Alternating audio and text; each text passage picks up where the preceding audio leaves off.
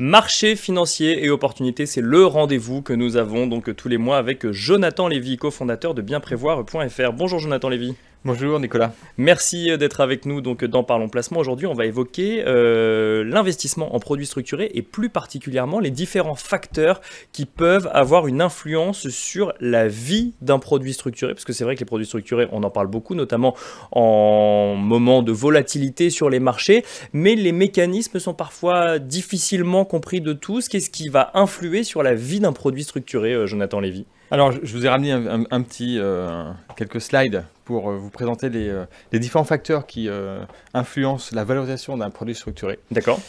Peut-être qu'on peut rappeler ce qu'est un produit structuré. Oui, notamment la composition obligataire, la composition option par exemple, et son rôle sur les marchés financiers.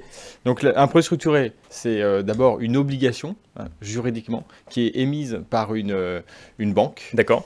Cette obligation verse un coupon et un capital. Seulement, sur un produit structuré, le coupon et le capital vont dépendre d'une formule. D'accord. Par exemple, le coupon peut être versé seulement si l'Eurostoxx est au-dessus de 70% du niveau initial. C'est-à-dire qu'il n'a pas baissé de plus de 30% par rapport au niveau initial. Donc il y a une condition par rapport à un sous-jacent. Exactement. D'accord. C'est toujours comme ça, il y a toujours une condition par rapport à un sous-jacent. Ce sous-jacent peut être très divers selon les produits structurés. Je vous ai parlé d'un produit structuré sur l'Eurostoxx 50. Vous pouvez avoir n'importe quel indice. Vous pouvez avoir un panier d'actions. D'accord. Vous pouvez avoir des taux d'intérêt.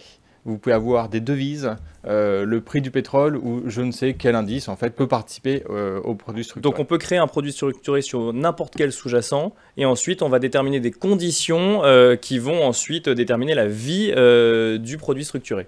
Voilà, en fonction de comment le produit est construit, la formule, eh bien, il y a différents facteurs qui vont influencer la valorisation du produit et vous allez être investisseur, vous allez être dépendant en fait, de ces facteurs-là. Donc, c'est important pour nous de revenir sur ces facteurs pour bien comprendre comment fonctionne le produit structuré en cours de vie avant son échéance. Alors on peut peut-être montrer le graphique effectivement qui nous montre les différents facteurs qui influencent la vie d'un produit structuré.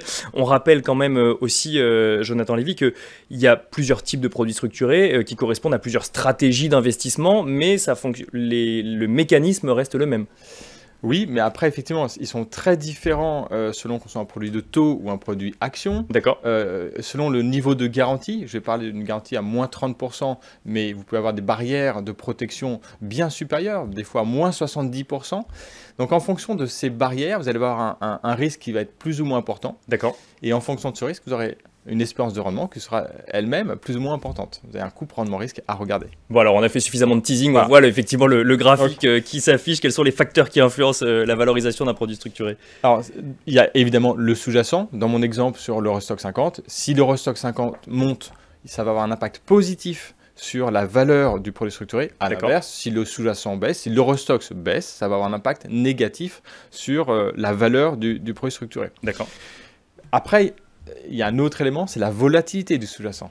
Donc, le sous-jacent peut être en hausse, bien sûr, mais monter sur une semaine avec une certaine volatilité. C'est-à-dire que la volatilité, c'est à mesure les variations du prix ou d'un indice jour après jour ou sur une période donnée. Et ça, si je comprends bien, ça va influer à la baisse la valorisation du produit structuré. Exactement. Plus la volatilité monte, d'accord, plus la valorisation du produit structuré baisse. D'accord. La volatilité est un indicateur de risque sur le marché en général. Si le risque est supposé être plus important, ça a un impact négatif sur la valeur du produit.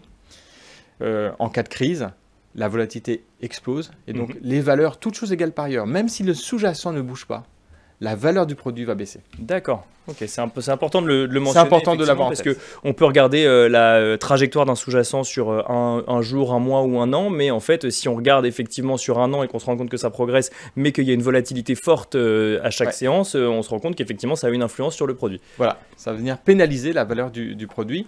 Ensuite, il y a un élément qui est important d'avoir en tête aussi, c'est le risque de l'émetteur, le risque de crédit de l'émetteur. Je vous ai dit, c'est une obligation émise par une banque, hein, donc l'émetteur, c'est la banque. Si l'émetteur fait faillite, évidemment, ça a un impact très négatif sur le produit, même si la formule se passe bien. Si vous êtes investi sur l'Eurostoxx indirectement, si l'Eurostoxx est en hausse, mais que la banque a fait faillite, vous perdez jusqu'à la totalité du capital. Bien sûr. Ouais. Et donc ça joue également sur la valorisation du produit. Alors, ça joue sur la valorisation du produit. Pardon, je vous ai ramené un exemple, on va y passer juste après. Et le dernier élément, c'est le niveau des taux d'intérêt, le niveau des taux obligataires. D'accord. Plus les taux montent, plus la valeur d'un produit baisse. D'accord. Donc Ok. ça aussi, c'est un impact. Donc on regarde le sous-jacent, le restock, encore une fois dans mon exemple. Mais si les taux d'intérêt montent, eh bien, ça va avoir un impact négatif D'accord. sur la valeur du produit en cours de vie. À l'échéance, on doit la formule. Bien Et sûr. en cours de vie, la valeur va progresser ou va diminuer en fonction de ces D'accord, indicateurs. ce qui n'est pas forcément toujours intuitif, notamment lorsqu'on voit que lorsque les taux d'intérêt montent, et ben les obligations, par exemple, ont des rendements plus élevés. Mais sur les produits structurés, du coup, ce que vous nous dites, c'est que ce n'est pas forcément le même mécanisme. Bah, c'est un peu le même mécanisme, mais lorsque les taux d'intérêt montent, la valeur du produit baisse. Bien sûr. La valeur, Oui, pas le rendement à la... le rendement monte, mais la valeur baisse. D'accord. Donc ouais. c'est cet ajustement qui s'opère à ce moment-là. Et ça joue aussi sur les produits structurés. Donc on peut regarder 2-3 exemples pour bien illustrer Bien ça, sûr, pour vous oui. montrer en fait à quel point ça joue. Le risque émetteur, donc c'est le premier graphe. Je voulais vous parler en fait du risque sur le Crédit Suisse. C'est un bon exemple parce que c'est quelque chose qui est réellement produit. Là, D'accord. vous avez l'exemple d'un produit qui existe. Il s'appelle l'objectif rendement décembre 2022. C'est un produit qui verse un coupon de 4,4 qui n'est pas énorme. D'accord. Vous êtes remboursé à l'échéance à 100% du montant investi, à condition que l'Eurostoxx n'a pas baissé de plus de 70%. C'est un D'accord. produit qui est très safe, Mhm. assez sécure, mais d'ailleurs le rendement est assez faible aussi, Bien sûr. 4,4 par rapport au niveau actuel, c'est pas élevé, mais c'est parce que le risque est quand même très faible. Cela étant, regardez la valorisation du produit, notamment au début. Il a été mis en décembre 2022 et très vite, au premier trimestre, il y a une forte baisse de la valorisation alors que le sous-jacent, l'Eurostoxx 50, monte. Bien sûr. Oui. Et donc on voit bien qu'il se passe autre chose que le sous-jacent sur lequel on est exposé. Et qu'est-ce qui se passe? Le produit est émis par Crédit Suisse. Et à ce moment-là, Nicolas, je ne sais pas si vous vous rappelez, il y avait une crise Bien sûr. sur le Crédit Suisse. Bien sûr. On a eu peur qu'il y ait une faillite de Crédit Suisse. Finalement, ça a été repris par UBS, donc ça s'est repris, la valorisation est remontée. Mais regardez l'impact sur la valeur. Sur un produit safe, la valeur a baissé de 20%, alors que tous les autres paramètres étaient positifs. Ça veut dire quoi? Ça veut dire que si on avait voulu vendre son produit structuré à ce moment-là, en fait, on l'aurait vendu moins cher du fait des déboires de l'époque de Crédit Suisse. Exactement. C'est pour ça qu'on dit qu'il faut avoir une intention de conserver le produit jusqu'à l'échéance pour D'accord. éviter d'être en situation de devoir vendre absolument le produit dans une situation défavorable. Autre exemple pour nous montrer effectivement les différents facteurs qui influent. Alors là, on voit effectivement un Athena automobile en avril 2023. Voilà, il a été émis en avril 2023, donc il est lié au sous-jacent l'Istoxx Europe 600 automobile. Bien sûr. Donc c'est un indice multiple avec différentes valeurs européennes du secteur automobile. Bien sûr. Vous avez en bleu l'évolution de ce sous-jacent, de l'indice, depuis l'émission du produit en avril 2023. Et on voit qu'au début, ça se suit parfaitement d'ailleurs. Donc ça se suit assez bien, effectivement. Ensuite, l'indice progresse très bien encore en 2024. Mais là, le produit ne suit pas. Alors pourquoi il ne suit pas? C'est normal, parce que sur un produit comme ça, vous avez un coupon qui est assez élevé, qui est de 8% annuel. C'est déjà un beau rendement. Bien sûr.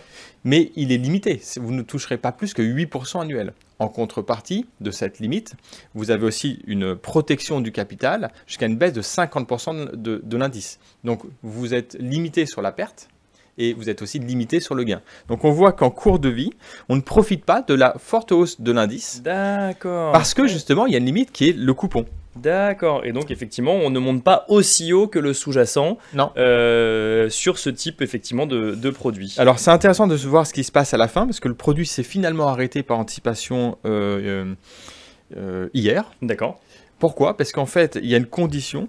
L'indice, c'était une date de constatation, l'indice est sorti au-dessus de 92,5% du niveau initial. C'était lié, la formule a été comme ça dans le contrat à l'initiation du produit. D'accord.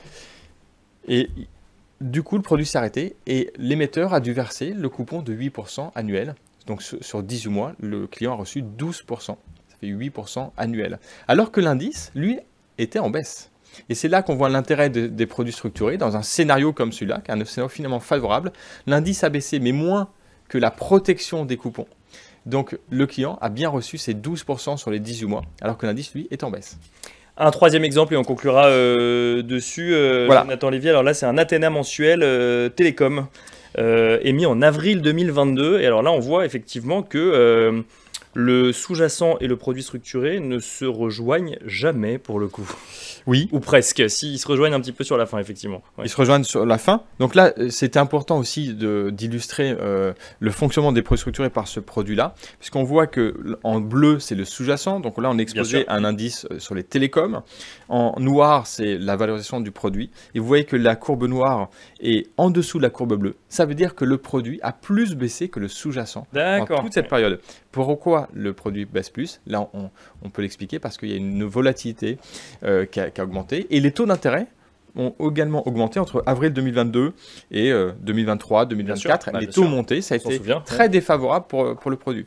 À la fin, les taux rebaissent depuis quelques semaines. On en parle, Nicolas, ensemble. Oui. La volatilité rebaisse aussi. C'est favorable et du coup, ça s'inverse. Et de nouveau, le produit a une valeur supérieure, a une performance supérieure à celle de l'indice.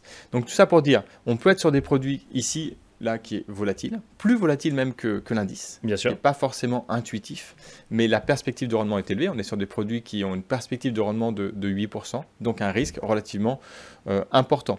Et ce risque-là, je recommande à tous les clients de bien regarder. Il est synthétisé dans un indicateur qui s'appelle le SRI, l'indicateur synthétique de risque, qui va de 1 à 7, 1 étant peu risqué, 7 étant très risqué. Donc avant d'investir, regardez est-ce que ce produit correspond en fait au risque que vous acceptez de prendre, en tout cas pour la part de votre patrimoine que vous souhaitez mettre sur ce produit-là. Merci beaucoup Jonathan Lévy. 3 exemples qui nous montrent quand même l'intérêt de faire des investissements long terme quand il s'agit de produits structurés, de les garder longtemps en portefeuille. Merci, je rappelle que vous êtes le cofondateur de bienprévoir.fr et quant à nous, on se retrouve tout de suite dans la deuxième partie de l'émission.